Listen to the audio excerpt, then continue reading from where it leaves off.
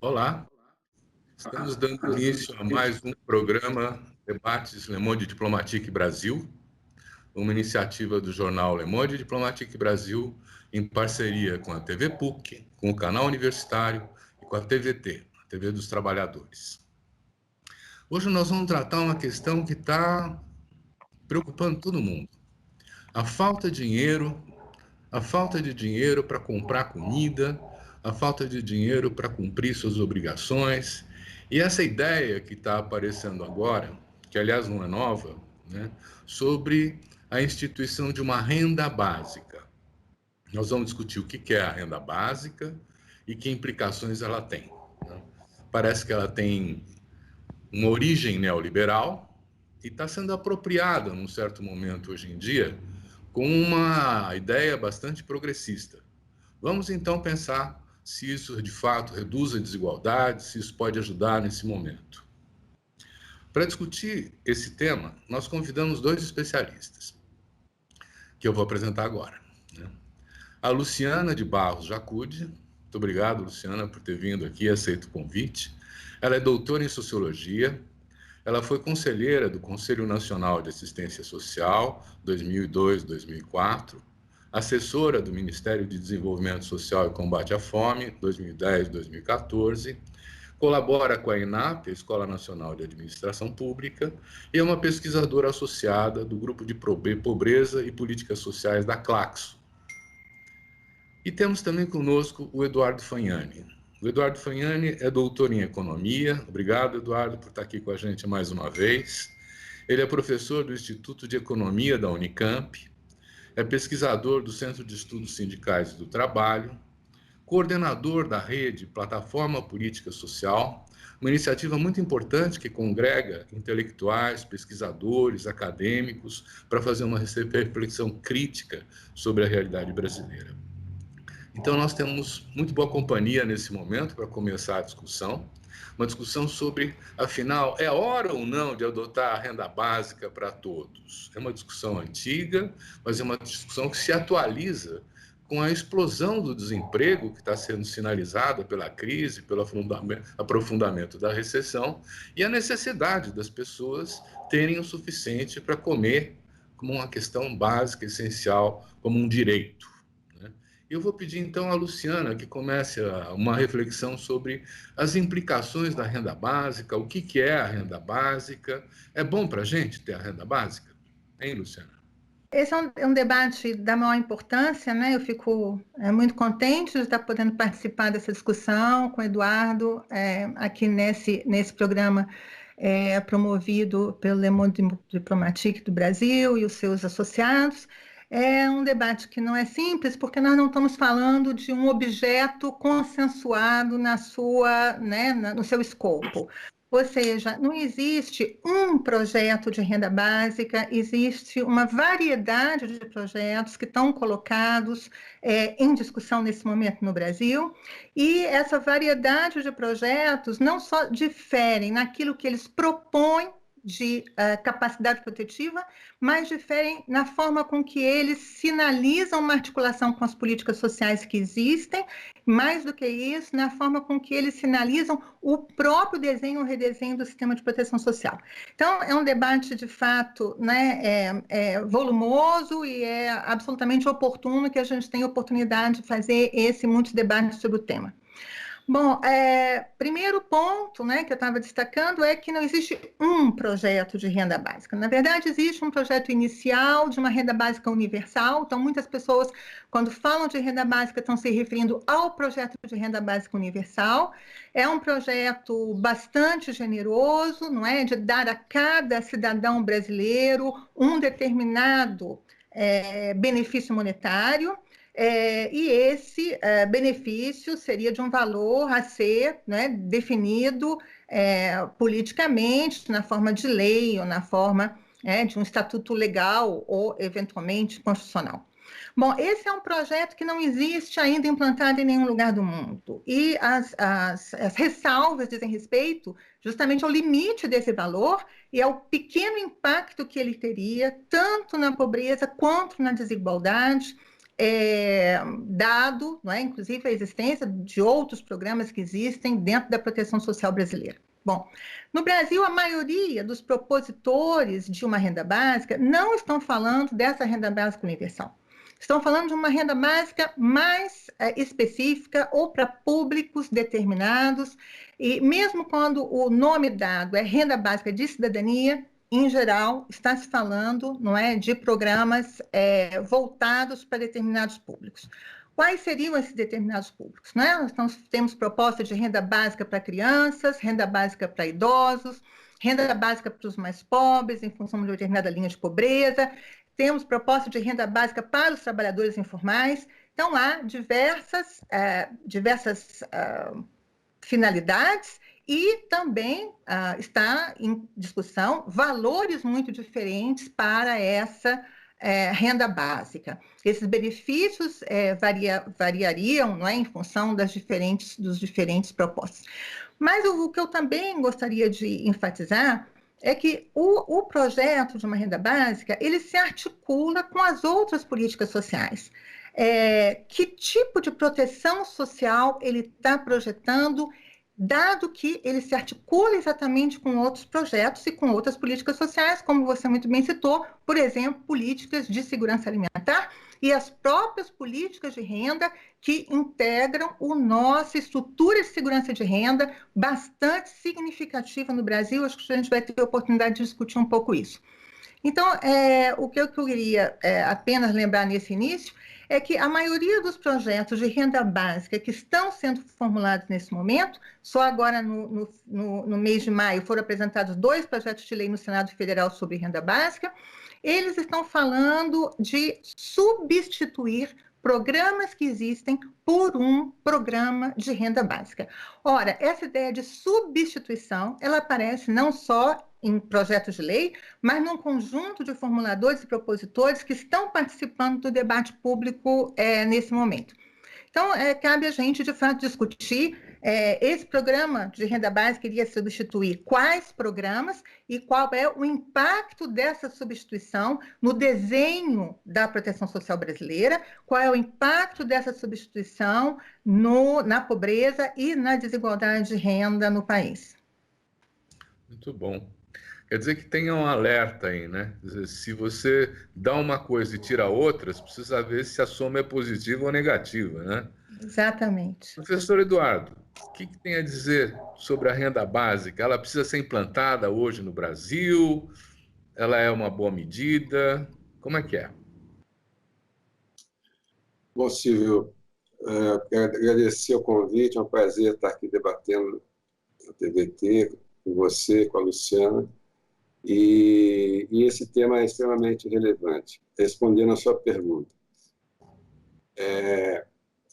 o Brasil está vivendo talvez uma das suas maiores crises econômicas, sociais, sanitárias, e pode desencadear talvez uma das maiores crises políticas, né?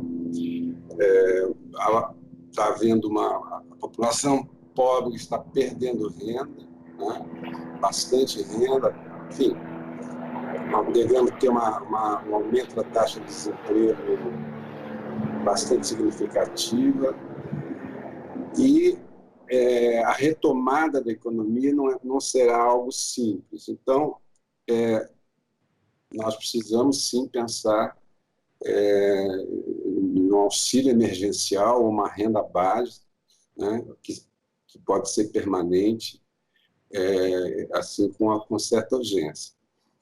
Muito bem, então eu não sou contra, sou a favor.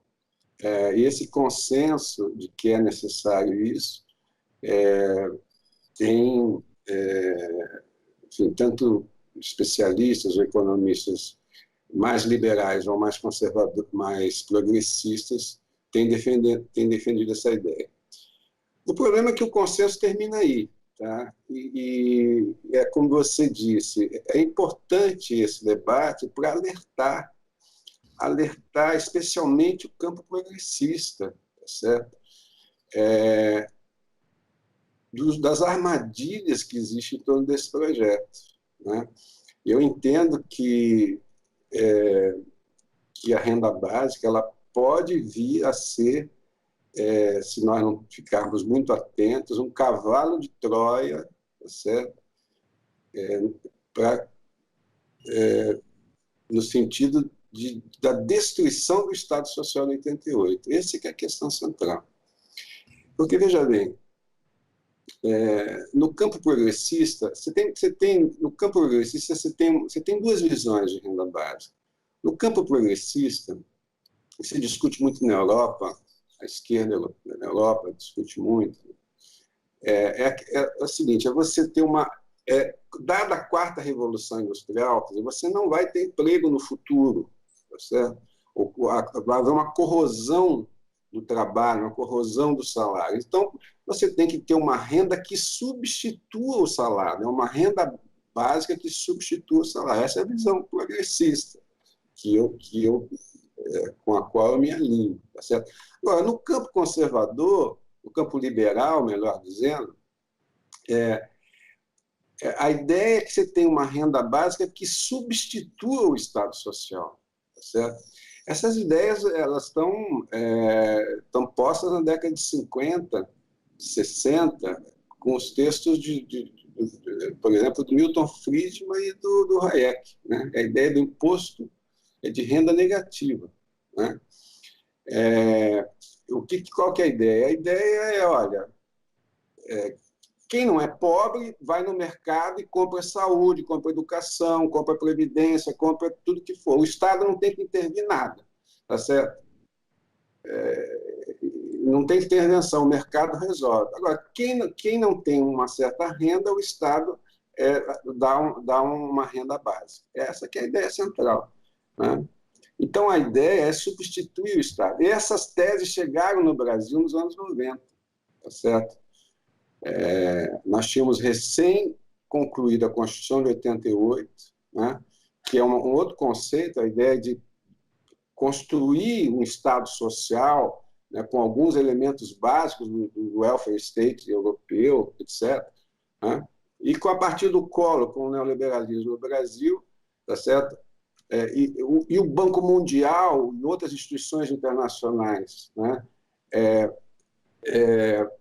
fomentando essa ideia da renda básica, mas a renda básica para substituir o Estado Social. É quase como uma contra-reforma à Constituição de 88 recém-implantada. E, nesse sentido, essa é uma visão particular minha. Eu acho que o projeto do senador Eduardo Suplicy, em 1992, 91, não veio em boa hora. É a minha visão pessoal, com todo o respeito que eu tenho pelo ex-senador Eduardo Suplicy.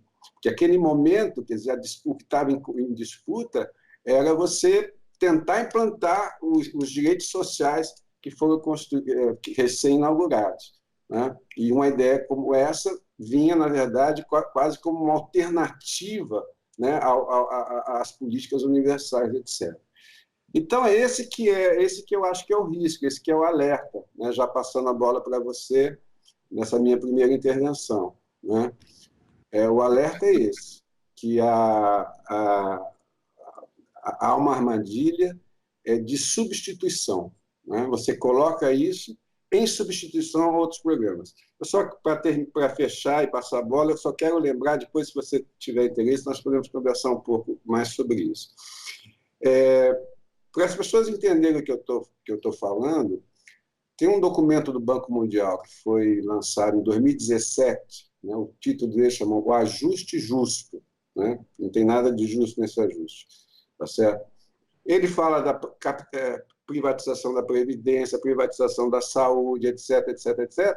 E lá ele propõe uma renda básica, um programa de transferência de renda que seria construído pela junção do benefício de prestação continuada, do INSS rural, do abono salarial e mais algumas outras coisas que eu não me lembro, tá certo? Recentemente, agora circula uma proposta também, né, que até o Samuel Pessoa mencionou num dos últimos artigos dele na Folha de São Paulo, né, de um dos pesquisadores de Pernambuco, né, que diz o seguinte: olha, vamos fazer uma renda básica de R$ 460, né, para todo mundo, só que a Previdência, o INSS, baixa para R$ 460, tá certo? E os demais programas de transferência de renda são extintos. Isso está aí publicado no Valor Econômico, né? Enfim, o que eu quero dizer é o seguinte: o fato do senador Suplicy ter apresentado isso em 91 pode parecer, para setores da esquerda, que isso é uma proposta progressista, tá certo? Mas, tal como os liberais encaram essa questão, essa proposta pode ser um cavalo de Troia para destruir o Estado Social de 88. Eu vou até... Obrigado, Edu. Eu acho que é bem estimulante essa proposição sua. Eu vou até lembrar que, por exemplo, os liberais mesmo, eles defendem os direitos individuais.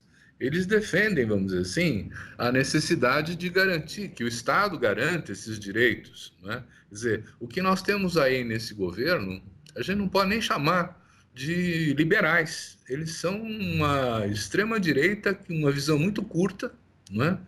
Que, na verdade, o alerta faz muito sentido, porque nós temos que nos precaver contra as iniciativas que vêm daí, porque todas elas são de destituição de direitos, né? Eu queria pedir, então, a Luciana que nos falasse um pouco desse conjunto, né, Luciana? Quer dizer, nós estamos aqui trabalhando com o tema da renda básica, mas se ela vai substituir outras coisas, que outras coisas ela vai substituir? E qual é a vantagem para quem recebe? Ele vai deixar de receber o Bolsa Família para receber a Bolsa... E o Luz para Todos? E como é que é essa história? Então, Silvana, é uma questão muito relevante, não é? Antes, eu acho importante falar do Bolsa Família, mas eu vou até começar com outro exemplo, que é o exemplo do benefício de prestação continuada do BPC, que são dois programas constantemente citados nas propostas como programas que seriam substituídos por esse programa de renda básica, né? Então, o caso do BPC me parece um caso muito interessante, né? O que é o benefício? Conta para todo mundo o que é o BPC. Então, o BPC é um programa que se chama Benefício de Prestação Continuada. Ele foi instituído na Constituição de 1988 e foi regulamentado em 1993, está sendo pago desde 1996. Hoje, o benefício de prestação continuada, que é um benefício assistencial, ou seja, ele não é contributivo, você não precisa contribuir para a Previdência para poder receber, ele paga o valor de um salário mínimo, e esse valor é fixado na Constituição Federal, para as pessoas idosas e para as pessoas com deficiência em situação de pobreza. Hoje são mais de 4,5 milhões de pessoas recebendo o BPC, cerca de 2 milhões de idosos e 2,5 milhões de pessoas com deficiência em situação de pobreza, ou seja, nós estamos falando de um público que tem uma dupla situação de vulnerabilidade, a vulnerabilidade da pobreza e a vulnerabilidade associada a uma incapacidade para o trabalho, seja por idade, seja por uma deficiência física ou mental. Ora, o BPC assegura um valor de um salário mínimo, como eu disse, não contributivo, e o que é interessante observar é que o BPC tem sido objeto constante de propostas de mudança. Ele foi objeto de proposta de mudança na reforma previdenciária do Temer, que propunha praticamente a sua extinção. Ele foi objeto de proposta de mudança na reforma agora desse governo. Nos dois casos, o Congresso Nacional não aceitou a mudança do BPC. Nesse momento, novamente, ele entra em pauta, se propondo que ele seja substituído pelo programa de renda básica. Ora, o programa de renda básica pagaria quanto?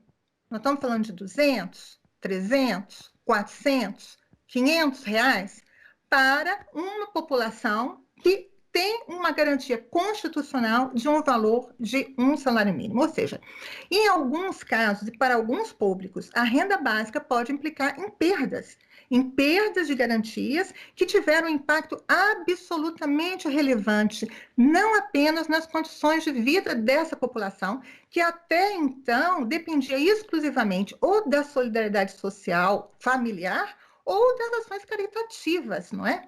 Então, nós temos uma garantia de direito assegurado que está, nesse momento, em debate, de forma indireta, dentro da proposta de renda básica. Ora, para a gente, né, dimensionar um pouco as magnitudes do que nós estamos falando, somado Previdência Social e BPC, hoje, quase 9 em cada 10 idosos brasileiros recebem renda pública. A extrema pobreza dos idosos brasileiros hoje não chega a 1% da população. Ela era 15% quando o BPC começou a ser pago. Hoje, nós não temos 10% dos idosos em situação de pobreza, considerado, não é, uma linha de meio salário mínimo, eles eram quase metade quando o BPC começou a ser pago. Ou seja, o BPC permitiu, junto com a aposentadoria rural, permitiu que a Previdência alargasse a sua proteção a uma população inativa com uma renda de um salário mínimo. Por que uma renda de um salário mínimo? Porque são populações reconhecidas como populações que não participam no mercado de trabalho. Ora, então, nesse momento, nós estamos novamente discutindo o BPC e cabe a pergunta, por que pela terceira vez, em poucos anos, nós estamos discutindo o BPC? Nós estamos discutindo o BPC por conta da reforma da Previdência.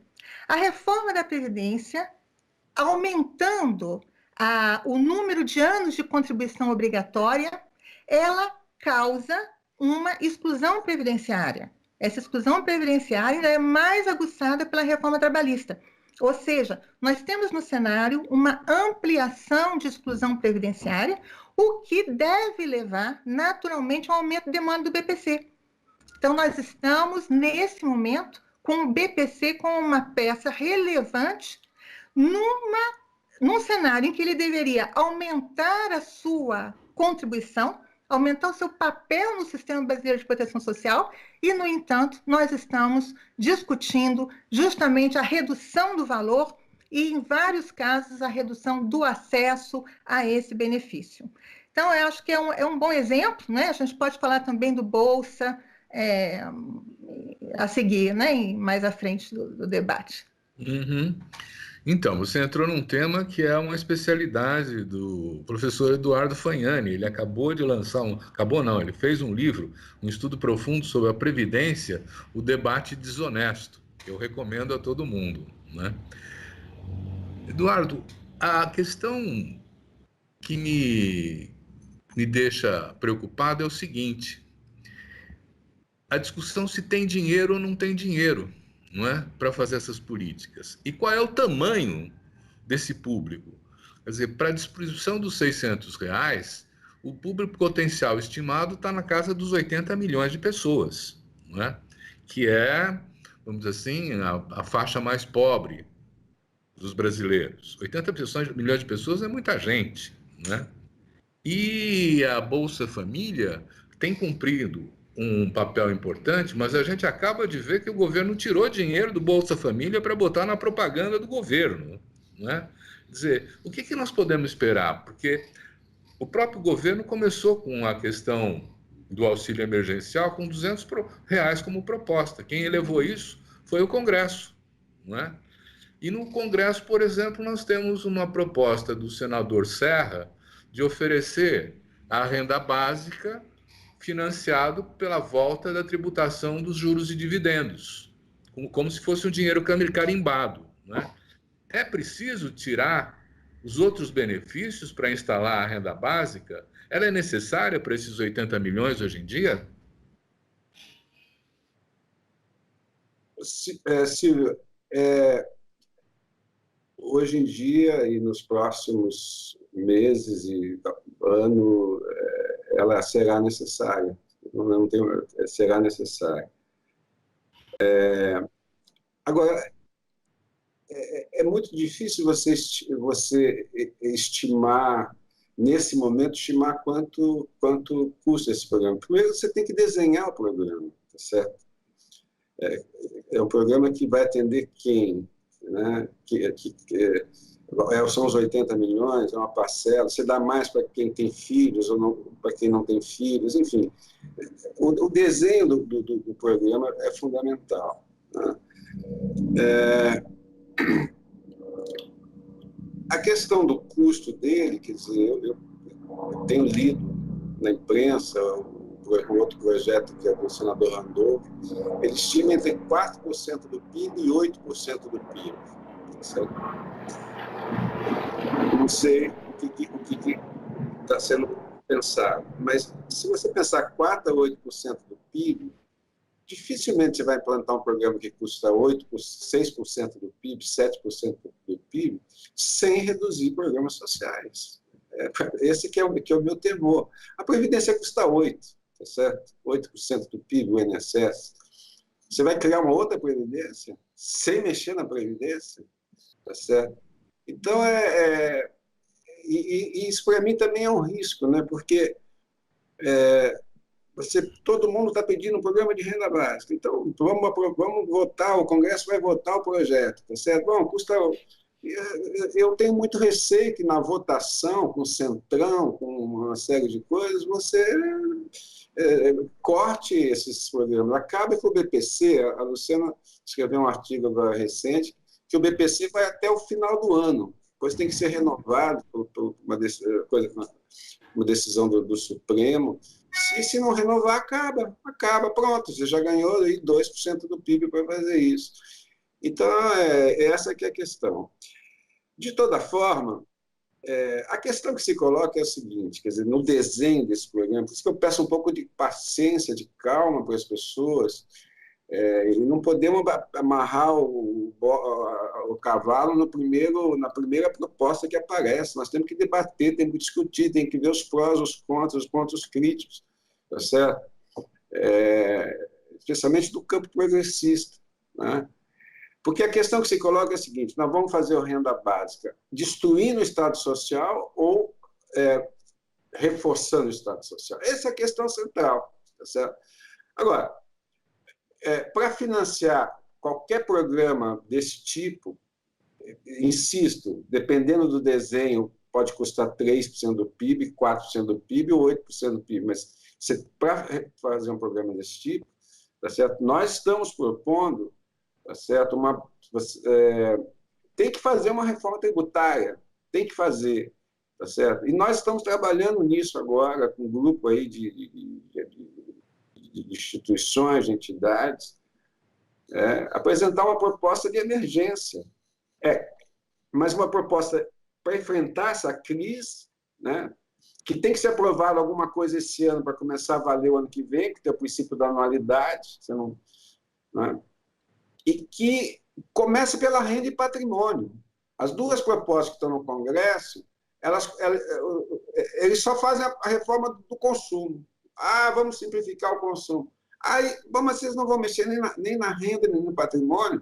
A tributação da renda e de patrimônio no Brasil são ridículas em relação à experiência internacional. Não. Primeiro faz a consumo, depois faz a renda patrimônio. Tá certo? Se fizer do consumo, nunca mais a reforma tributária sai da pauta. Então, o que nós temos que fazer agora é inverter. Vamos começar pela tributação da renda e patrimônio. Tá certo?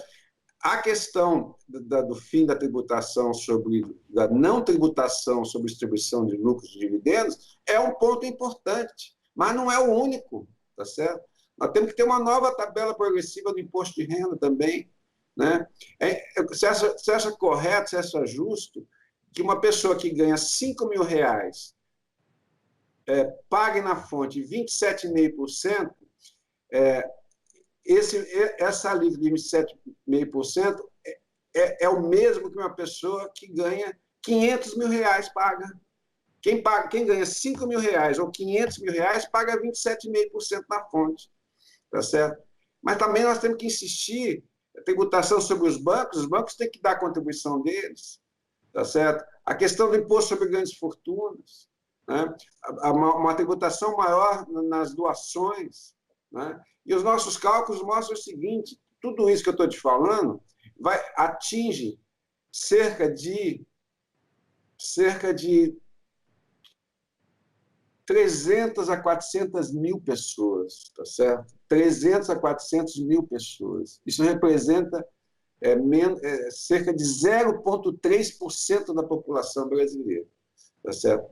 Então, seja para que lado for, seja o programa que tem que ser feito, e não só a reforma tributária não é só por um programa de renda básica, nós temos que fortalecer o SUS, tá certo? Enfim, eu acho que nesse momento a questão da reforma tributária, aprovar esse ano para valer o ano que vem, é fundamental. Só para terminar, você falou que os liberais em geral, pensam na proteção social, e eu me lembrei que hoje estou lendo o Plano Beveridge, tá certo? O famoso relatório sobre os serviços sociais lá de 1942, 43, né, do Lord Beveridge, né, que enfim, é um marco, né, no desenvolvimento dos regimes de bem-estar social do pós-guerra, do pós-segunda guerra. Né? E o Beveridge era um liberal, tá certo? É um liberal, o Keynes é um liberal, tá certo? Então, toda essa ideia da seguridade social, toda essa ideia do Estado Social brasileiro do pós-88, né, é inspirado nessas ideias, né, que são ideias liberais, né? Mas, infelizmente, aqui no Brasil, sequer a social-democracia é aceita pelos nossos economistas e pela nossa elite. Então, eu tenho uma preocupação que é de tentar identificar no conjunto as iniciativas que podem ter esse caráter que você está atribuindo, né, de reforçar a situação do estado de proteção social, né, ao invés de enfraquecê-lo. Né? E na discussão tributária a gente sabe que tem muitas possibilidades de financiamento. Mas nós não sabemos exatamente quanto custa esse programa, porque é justamente o que você falou. Nós precisamos desenhar esse programa, né? Quer dizer, e eu queria perguntar para vocês, se nós pudéssemos pensar, vamos dizer assim, um projeto consistente para poder fazer frente a esse novo cenário, a essa crise que nós estamos começando agora, né? Qual seria, vamos dizer assim, o desenho que vocês propõem, né, de envolver os programas sociais, o financiamento disso? Porque depois que nós soubermos o custo que tem essa proposta, nós vamos ver onde é que a gente pode tirar esse dinheiro. Politizar a questão é isso, é transformar isso num campo onde a gente explicita os interesses em conflito, né? Então, Luciana, você poderia dar para a gente um pontapé inicial nessa discussão? O que seria bom ter para oferecer para essa população que está se empobrecendo mais hoje? Silvio, Oi. deixa eu começar e depois eu passo a bola porque eu acho que vai ser legal. Eu vou só dar uma ideia geral, e a Luciana é a maior especialista nesses programas de transferência de renda no Brasil, sem dúvida nenhuma. Vocês fiquem à vontade, o programa é de vocês. Não, é porque eu só queria dizer uma coisa mais geral, depois a Luciana entra. Eu acho o seguinte, olha só, qualquer programa de renda básica que nós temos que fazer, nós temos que aproveitar a institucionalidade, tá certo? Os avanços institucionais, políticos e financeiros que foram conseguidos no Brasil nos últimos 30 anos, tá certo? É esse o ponto de partida, tá certo? Na verdade, nós discutimos esse projeto desde a década de 70, né? O movimento sanitário que levou ao SUS começou na década de 70, debate sobre seguridade social, sobre seguro-desemprego, sobre assistência social, começou na década de 70, 1970, tá certo? Ali que se formou a agenda, depois essa agenda foi para a Constituição, depois você tem 30 anos de tentativa de implantação. Então, nós construímos muita coisa. Nós temos que fazer uma renda básica que seja em cima dessa institucionalidade, não destruir essa institucionalidade. Então, já quase passando a bola, para dar apenas um exemplo, tá certo? Nós temos um negócio chamado Lei Orgânica da Assistência Social, aprovada pelo Congresso em 1995. Depois, em 2005, o Sistema Único da Assistência Social, certo? Que administra o Bolsa Família, administra o BPC, mas tem uma capilaridade impressionante, tá certo? Tá em 99% dos municípios brasileiros. Né? Esses municípios têm um negócio chamado CRAS, são Centros de Referência da Assistência Social. Né? Nós temos o Cadastro Único Social, né, que é uma tecnologia que foi desenvolvida a partir de 2003, onde as pessoas de baixa renda estão todas cadastradas, né, que agora está sendo utilizada para pagar esse auxílio emergencial, porque se não fosse esse o cadastro único social, não se faria isso, tá certo? Nós temos a Caixa Econômica, que opera o cadastro único, está tudo articulado. Então, o que eu te digo é o seguinte, qualquer saída não é para destruir essa institucionalidade. Nós temos que aproveitar essa institucionalidade. Acho que agora a Luciana... A parte mais difícil, que é pensar o programa, eu passo para a Luciana agora. Eu tenho umas ideiazinhas aí, talvez sejam convergentes com ela. Bom, eu vou convergir também com o Eduardo. Acho que nós temos que começar a pensar a partir da institucionalidade que nós temos e dos aprendizados que nós temos, né? O debate de renda básica no Brasil é um debate que eu vou afirmar não é inovador, não apenas pelo fato de que ele está na pauta, ele não é um inovador dentro da institucionalidade da proteção social brasileira. Ora, o que difere o programa de renda básica do programa Bolsa Família? A gente tem ouvido muito falar dessa experiência agora da Espanha. A Espanha está instituindo um programa de renda básica. Veja o que a Espanha está instituindo, que é muito interessante. Eles vão estabelecer um valor e vão assegurar que nenhuma família esteja abaixo desse valor. Então, eles vão complementar a renda para que um determinado valor seja alcançado por todas as famílias. Isso é uma ação de complementação de renda. Complementação de renda para quem? Para aquelas famílias cujos membros adultos estão em idade ativa e estão participando do mercado de trabalho. Então, é um reconhecimento de que essa complementação de renda é necessário quando determinada renda não é alcançada com a participação no mercado de trabalho. É exatamente o nosso debate hoje pensando na pós-pandemia, ou seja, o aumento do desemprego, o aumento da precarização do trabalho, ela está, já vinha em função da recessão, deve se ampliar e nós temos que ser mais efetivos nessa cobertura. Ora, o Bolsa Família, quando foi criado, ele foi criado com benefícios fixos, não é? Benefícios fixos relacionados à existência das crianças na família, mas também dependente da existência de crianças. O Bolsa Família tem um dos seus benefícios, o chamado básico, ele tem um valor fixo, independente da existência de crianças da família, e esse valor básico é adicionado em função do número de crianças da família. Mas, é pouco lembrado, o Bolsa Família tem um terceiro benefício. Benefício que foi criado dentro do escopo do Brasil Sem Miséria, no período da presidenta Dilma. E qual é esse benefício que opera dentro do programa Bolsa Família? Benefício de superação da extrema pobreza. O que ele propõe? Ele propõe, e ele não só propõe, ele implementa que nenhuma família terá uma renda per capita abaixo da linha mínima do Bolsa Família. Ora, isso foi operado. Talvez o que nós estejamos discutindo hoje é que esse valor é insuficiente, e não resta a menor dúvida sobre isso. O Bolsa Família, nos últimos 4 anos, sofreu uma redução muito significativa.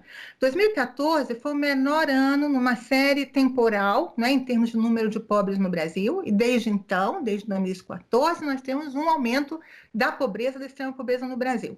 Esse aumento, claro que está relacionado à crise econômica, mas não só. Justamente o Bolsa Família está aí para dar garantias de que as situações de pobreza e de extrema pobreza não sejam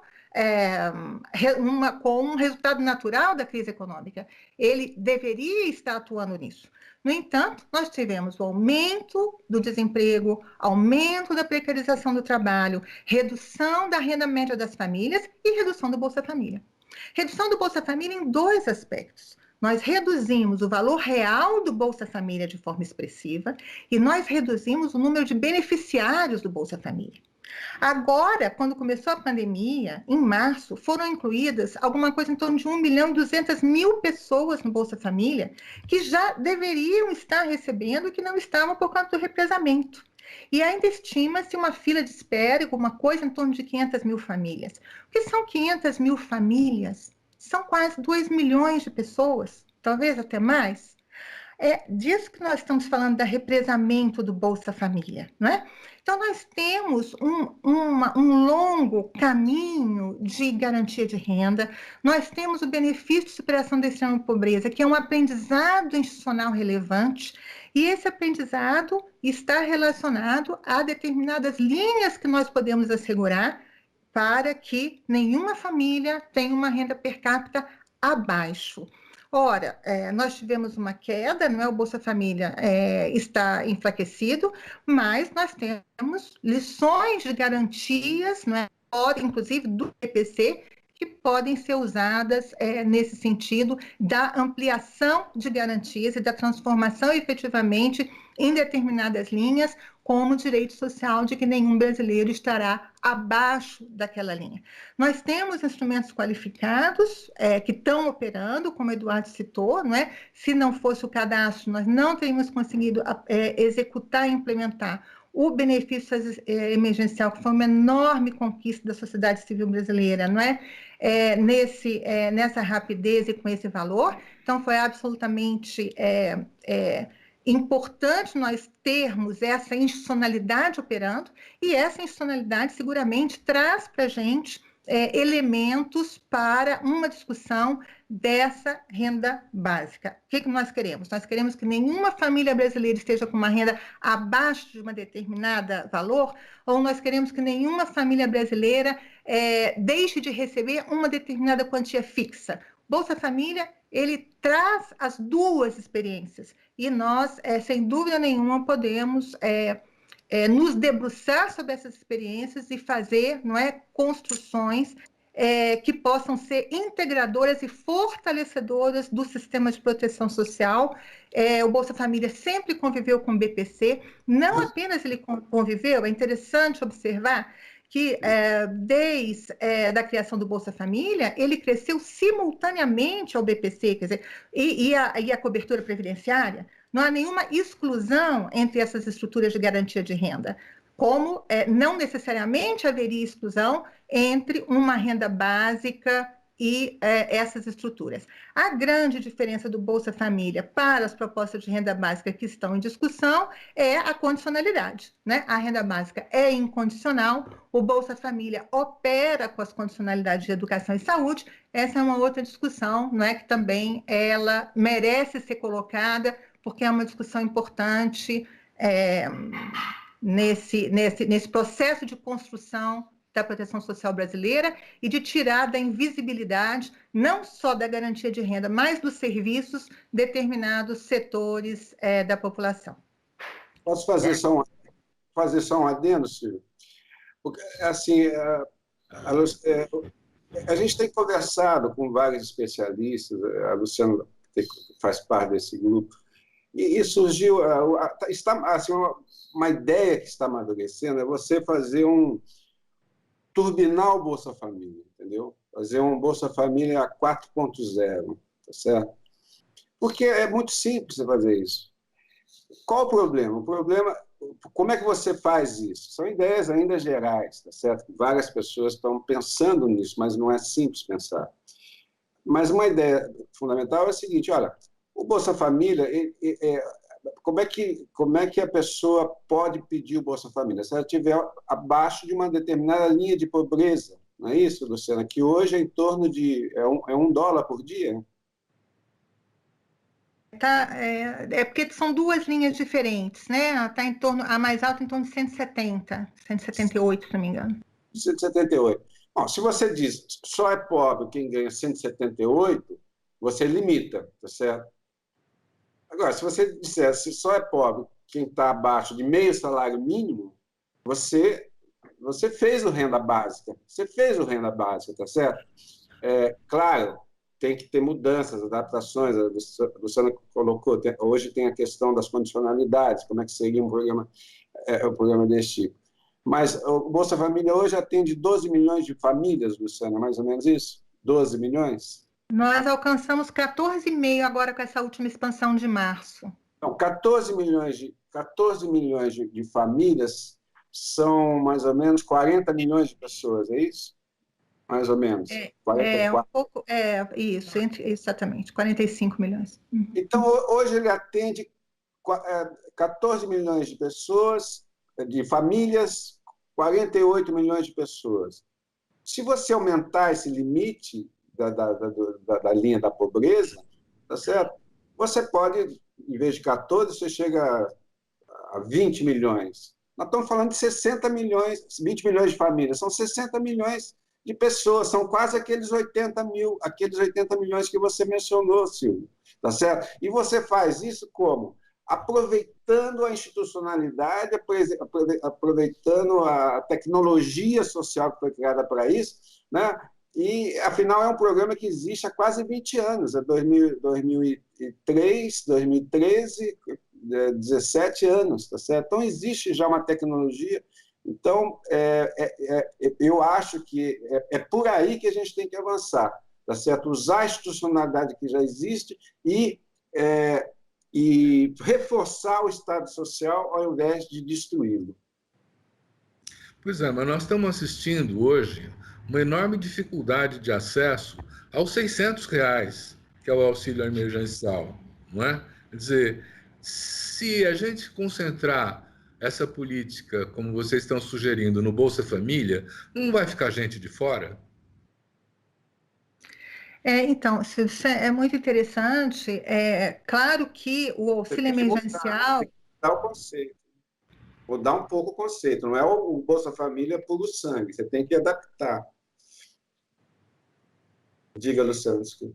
Não, eu acho que nós temos que pensar que uma coisa são as situações emergenciais, não é? E outra coisa é a situação da pós-pandemia, ou seja, uma nova normalidade de operação das ofertas da proteção social. Sem dúvida, a situação emergencial colocou situações para a qual a nossa institucionalidade não estava preparada. E era acolher uma população que não só não era beneficiária do Bolsa Família, mas não estava no cadastro único. Então, foi relativamente fácil incluir, relativamente, não é?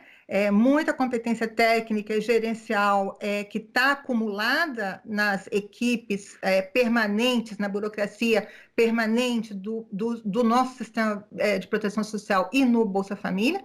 Então, foi possível incorporar aquela população que estava já dentro do cadastro, mas nós tivemos muita dificuldade de incorporar estamos tendo, né, aqueles que não estavam dentro do cadastro.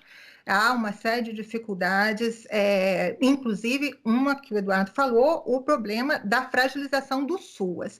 A gente tem que dar um passo atrás também e contextualizar esse debate em torno de um contexto de um contexto dramático para nossas políticas sociais, que foi o contexto instaurado com a Emenda Constitucional 95, não é? Nós estamos com um dispositivo constitucional em vigor que sinaliza a redução permanente para os próximos 20 anos do gasto social. Ora, isso implica e tem implicado, nos últimos anos, na fragilização das estruturas que operam a nossa política social, entre elas o SUAS, que o Eduardo citava há pouco. O Sistema Único de Assistência Social, que é responsável pelo cadastramento do Bolsa e pelo atendimento às famílias mais vulneráveis do país, ele está tendo um decréscimo nas transferências federais e esse decréscimo, né, está levando à descontinuidade dessa oferta pelos municípios brasileiros. Nós temos assistido a um debate bastante ativo nesse momento dos gestores municipais de assistência social, dizendo que há uma absoluta descontinuidade, não é, nos repasses e fragilização dessas estruturas. Veja só, a renda básica não é apenas uma transferência de renda, ela implica em estruturas operativas para, né, dar sustentação, elas estão sendo fragilizadas desde que a Emenda Constitucional 95 entrou em vigor, e ela também implica numa complementação com os serviços. E não estou falando só dos serviços socioassistenciais, que inclusive acolhem benefícios eventuais para situações, não é, emergenciais dessas famílias, mas estou falando de serviços continuados, inclusive do serviço de segurança alimentar, que estavam constituídos antes, não é, de 2016, antes do golpe. Nós tínhamos uma estrutura de uma política de segurança alimentar que tinha avançado enormemente, essa estrutura foi interrompida, a alocação orçamentária para a Política Nacional de Segurança Alimentar, ela praticamente não existe mais, e programas importantes como de compra de alimentos, suporte à produção familiar, que é responsável pela grande oferta de alimentos no país, está absolutamente fragilizada, não é? Então, nesse contexto da Emenda Constitucional 95, nós precisamos fazer o nosso debate de política social priorizando o fim dessa emenda constitucional. Não se trata apenas de uma questão tributária, apenas aí, claro que é retórico, porque não é apenas a questão tributária é essencial, uma política social é redistributiva não apenas em torno, pensando para quem ela atende, mas quem a financia, mas, além da questão do financiamento, nós temos uma estrutura, não é, com essa emenda constitucional, que constrange o conjunto das políticas sociais, e nessa conjuntura, uma renda básica pode ter ganhos, é importante que tenha ganhos para uma população que cresce bastante em termos de número de pessoas com relações de trabalho mais fragilizadas e com acesso à renda mais precarizado, mas num contexto em que um conjunto outro de estruturas está sendo fragilizado, dificultando o atendimento dessa população em várias outras dimensões. Uhum. Vocês estão apontando que, se eu estou entendendo bem a conversa, dizer, vocês estão apontando que é até melhor fortalecer o Bolsa Família do que criar a renda básica, não é? Como um mecanismo de aproveitar o que já está instituído, a forma de operar, as formas de controle e tudo mais, né? Quer dizer, eu acho que se a gente avançar por aí, dizer, talvez a questão central seja o valor dessa contribuição mensal, né? Que pode ser chamada de Bolsa Família, pode ser chamada de renda básica, mas tem que garantir um mínimo de dignidade e um mínimo de segurança alimentar para a população que, é preciso que se diga, está empobrecendo, não nasceu pobre, né? É o processo de produção da desigualdade no país que joga esse pessoal nessa situação, um contingente cada vez maior, né? Então, Eduardo, o que é que está sendo pensado como desenho? Você está falando que tem um grupo que está discutindo isso. Esse desenho supõe mexer na emenda constitucional 95? O que ele pretende? Não, o que eu mencionei é começar a pensar alternativas, o que seria um programa de renda básica, né? Aproveitando as estruturas que nós já temos, tá certo? É isso que está sendo pensado, ainda muito em caráter muito preliminar, tá certo? Então, estamos dizendo o seguinte, que um dos canais, uma das possibilidades seria essa, tá certo? Você readaptar o Bolsa Família, né? Enfim, tem que fazer mudanças, etc., porque já está instituído, etc., que o Bolsa Família, o problema do Bolsa Família é que ele diz, só tem direito ao Bolsa Família quem tem renda de até R$ 170. Com isso, você elimina muita gente. Então, o critério de pobreza é muito estreito. Eu, querendo aproveitar agora que nós estamos no final do nosso programa, eu queria que vocês dirigissem, por favor, as suas últimas palavras a quem está nos assistindo. Luciana, você tem 2 minutos, por favor. Obrigada, Silvia. Eu novamente queria agradecer a oportunidade, é um debate super importante. Acho que essa relação, né, do Bolsa com a renda básica é uma discussão que nós precisamos aprofundar.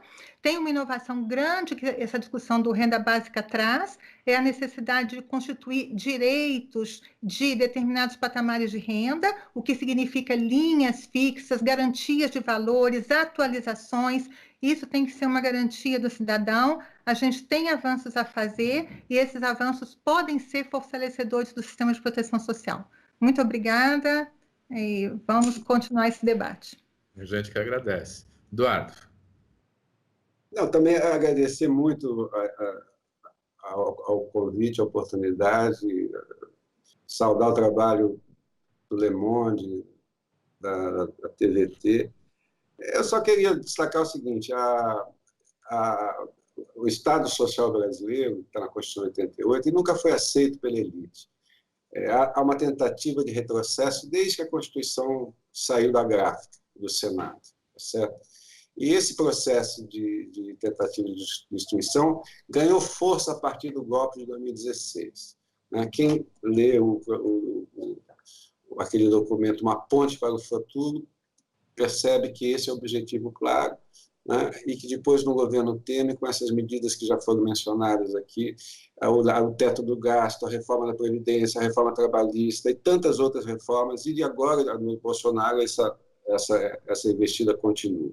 Então, nós estamos num processo mais geral de destruição do Estado Social de 88. É um objetivo que vem sendo tentado desde 89, tá certo? E que esse debate sobre a renda básica pode ser uma oportunidade para que se avance ainda mais nesse processo. Então, eu só queria alertar, a renda básica é importante, é fundamental para substituir o salário, mas nós temos que ficar muito atentos para propostas que acabem por destruir o bem-estar social. Olha, eu queria muito agradecer vocês. Eu lamento não ter mais tempo para aprofundar essa discussão, porque a gente percebe o quanto vocês dominam esse tema e o que é importante discutir. Mas, de toda maneira, quero agradecer a Luciana de Barros Jacude, a sua contribuição, ao professor Eduardo Fagnani também, né? E agradecer a você que está nos assistindo também. E dizer que temos próximos programas, debates Le Monde Diplomatique Brasil à frente. Obrigado.